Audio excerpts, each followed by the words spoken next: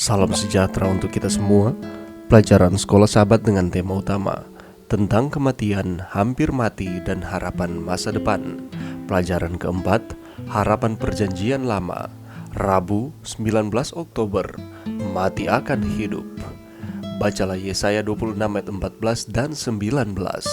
Apakah perbedaan antara mereka yang akan binasa untuk selama-lamanya dan mereka yang akan menerima hidup yang kekal?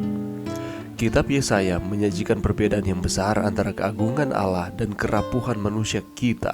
Meskipun kita seperti rumput yang layu dan bunga yang layu, firman Allah tetap untuk selama-lamanya.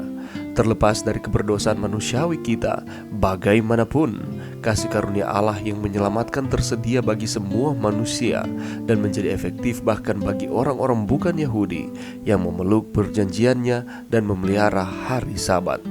Dalam kitab Yesaya, harapan kebangkitan diperluas secara signifikan, sementara kiasan Alkitabiah sebelumnya tentang kebangkitan diungkapkan lebih dari perspektif pribadi.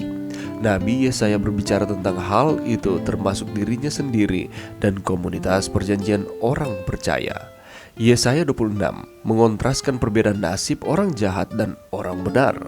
Di satu sisi, orang jahat akan tetap mati tanpa pernah dihidupkan kembali, setidaknya setelah kematian kedua. Mereka akan dimusnahkan sepenuhnya dan semua ingatan mereka akan binasa untuk selama-lamanya. Bagian ini menggarisbawahi ajaran bahwa tidak ada jiwa atau roh yang masih hidup yang tetap hidup setelah kematian. Berbicara tentang kehancuran akhir orang fasik yang datang kemudian, Tuhan menyatakan di tempat lain bahwa orang jahat akan dibakar habis, meninggalkan mereka tidak ada akar atau cabangnya. Maliaki 4 ayat 1. Di sisi lain, orang benar yang mati akan dibangkitkan dari kematian untuk menerima upah mereka yang diberkati. Yesaya 25 menyoroti bahwa Tuhan Allah akan meniadakan maut untuk seterusnya dan menghapuskan air mata daripada segala muka. Dalam Yesaya 26 kita menemukan kata-kata berikut: orang-orangmu yang mati akan hidup pula, mayat-mayat mereka akan bangkit pula. Hai orang-orang yang sudah dikubur di dalam tanah, bangkitlah dan bersorak-sorai. Sebab embun Tuhan ialah embun terang, dan bumi akan melahirkan arwah kembali. Yesaya 26 ayat 19. Semua orang benar yang telah dibangkitkan akan mengambil bagian dalam pesta sukacita yang akan Tuhan persiapkan bagi semua orang. Kebangkitan terakhir akan menyatukan semua orang benar dari segala zaman, termasuk orang-orang terkasih Anda yang sudah mati di dalam Kristus. Bayangkan jika kita tidak memiliki harapan, jaminan apapun, alasan apapun untuk berpikir bahwa kematian kita adalah akhir dari segalanya bagi kita. Dan kemudian, lebih buruk lagi, siapapun yang pernah mengenal kita akan pergi, dan segera kita akan merasa seolah-olah kita tidak pernah ada dan hidup kita tidak pernah berarti apa-apa. Bagaimanakah nasib ini berbeda dengan harapan yang kita miliki? Pelajaran yang bisa kita dapatkan pada saat ini, kalau kita membaca kitab Yesaya pasal 26, ini merupakan lagu atau pujian syukur dan doa permohonan kepada Allah. Di dalam pasal ini dibagi menjadi 3 bagian utama. Bagian yang pertama kita boleh lihat di dalam ayat 1 sampai ayatnya yang ke-7.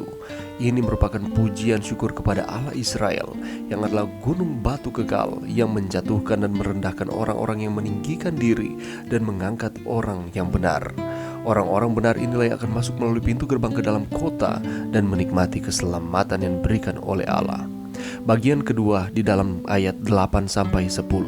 Ini merupakan refleksi terhadap penghakiman Allah yang dinantikan orang-orang benar. Bagian tersebut menggambarkan sebuah keadaan ketika keadilan Allah ditegakkan di bumi dan setiap kefasikan dipukul. Dan berbicara mengenai penghakiman Allah bagi orang benar, ini merupakan kabar baik, kabar sukacita, oleh karena pembela dan hakim ialah Allah itu sendiri.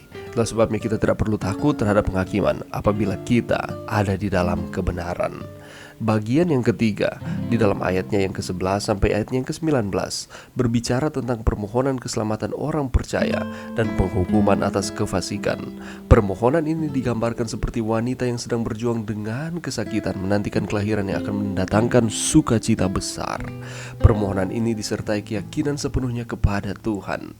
Pada masa sulit masih ada umat yang percaya dan menantikan datangnya keadilan Allah seperti orang yang menantikan terang. Lebih khusus lagi di dalam ayatnya yang ke-19, sana dikatakan, "Ya Tuhan, orang-orang-Mu yang mati akan hidup pula, mayat-mayat mereka akan bangkit pula. Hai orang-orang yang sudah dikubur di dalam tanah, bangkitlah dan bersorak-sorai. Sebab embun Tuhan ialah embun terang, dan bumi akan melahirkan arwah kembali." Harapan yang mulia dan masa depan yang cerah digambarkan bagi mereka yang tinggal bersama dengan Tuhan. Ayat ini adalah ayat yang sangat jelas tentang kebangkitan fisik dari kematian.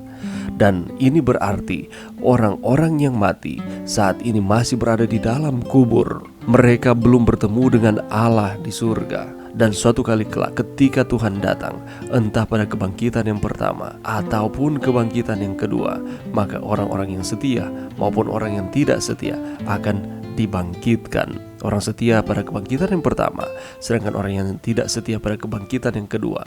Orang yang setia kepada Tuhan dibangkitkan untuk merealisasikan akan keselamatan yang Tuhan sudah janjikan. Dan bagi mereka yang tidak setia kepada Tuhan, dibangkitkan untuk mendapatkan penghukuman.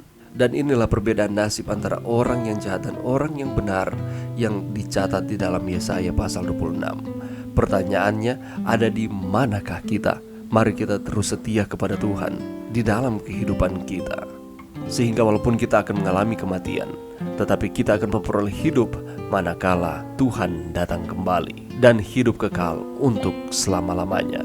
Mari berdoa. Terima kasih Tuhan atas firman-Mu pada saat ini. Bantu kami untuk kami terus setia kepada Tuhan di dalam kehidupan kami, sehingga ketika Tuhan datang, kami akan bertemu kembali bersama-sama dengan saudara kekasih kami yang saat ini telah beristirahat lewat kematian. Dan kami akan hidup untuk selama-lamanya bersama dengan Allah. Ini doa kami di dalam nama Yesus. Amin.